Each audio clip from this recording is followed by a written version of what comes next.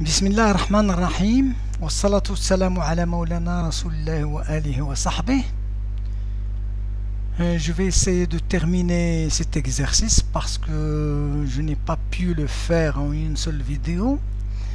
Donc c'est un exercice qui porte sur une transformation à l'aide d'un cylindre, une détente d'un mélange vers un état mélange, d'un état mélange à un état mélange.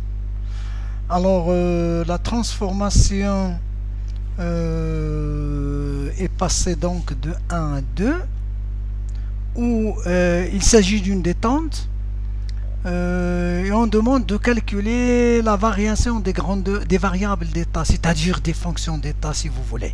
Alors on a demandé de calculer la variation de l'entropie, la variation de l'énergie interne et la variation d'enthalpie. Et on a divisé ce chemin-là en passant de 1 à 2. Comme ces fonctions-là sont des fonctions d'état, on a divisé ce chemin en trois tranches, de 1 à 3, de 3 à 4 et de 4 à 2. Et nous avons dit qu'ici, c'est une isotherme isobare, palier de la température T1. Et là, de 4 à 2, c'est une isotherme isobare, palier de la température T2.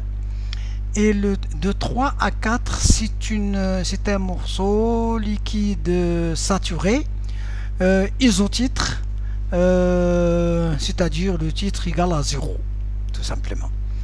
Et donc la variation, bon, la dernière question, la variation d'enthalpie est très simple, puisqu'on a déjà calculé la variation de l'énergie interne au cours de chacune des tranches. Je sais par définition que la variation d'enthalpie,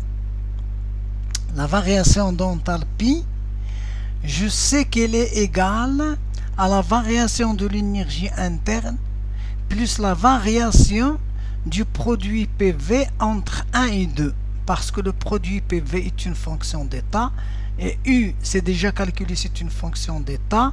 Alors ici pas la peine de passer par le chemin, on va faire directement le produit, la delta de PV est égal à P2 V2 moins P1 V1.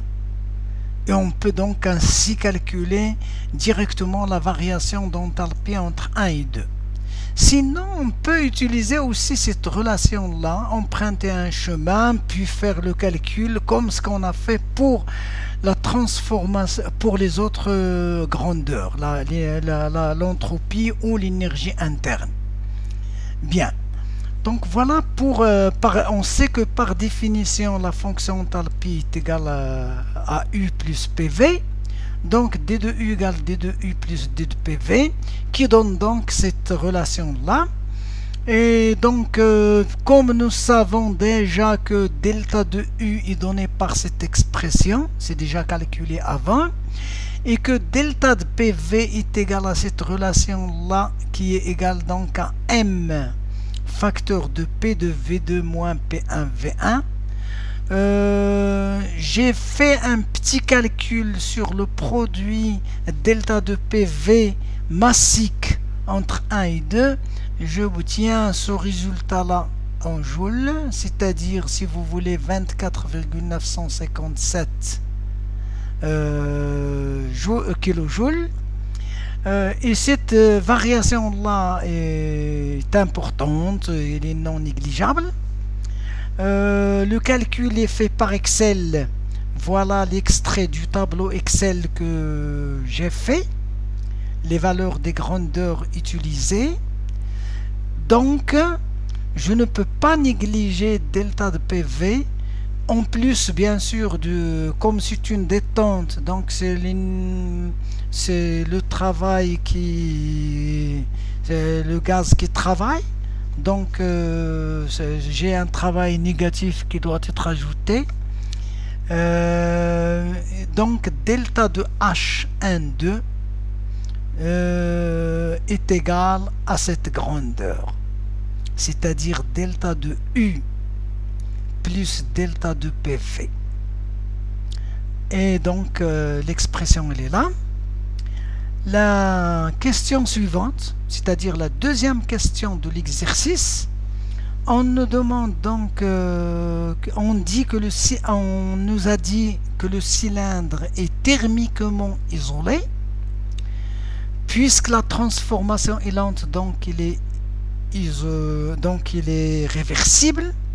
Et comme adiabatique réversible est dite alors isentropique, et les entropies, ça veut dire que donc l'entropie, que delta de S est égal à 0 entre 1 et 2. Bien. Alors, delta de S est égal à 0 entre 1 et 2. Delta de S, c'est déjà calculé. Il est égal à 0. Donc je mets ce résultat est égal à 0, comme m est différente de 0, donc il reste là, ce qui est à l'intérieur qui est égal à 0. Et puisque je connais les valeurs de L1, L2 et de T1 et de T2, de CF et de X1, alors je peux en déduire l'expression de X2 en fonction de ces grandeurs. Par application numérique, donc j'obtiens 41% pour la valeur de X2. X1 c'est 0,35 inférieur à X2 qui est égal donc à 41%. Ce calcul a été fait par Excel. Voilà un extrait du tableau Excel tel que je l'ai fait. Et j'obtiens donc 0,4078 que j'ai transformé approximativement en 0,41. Bien, je vous remercie. Wassalamu alaikum wa rahmatullah.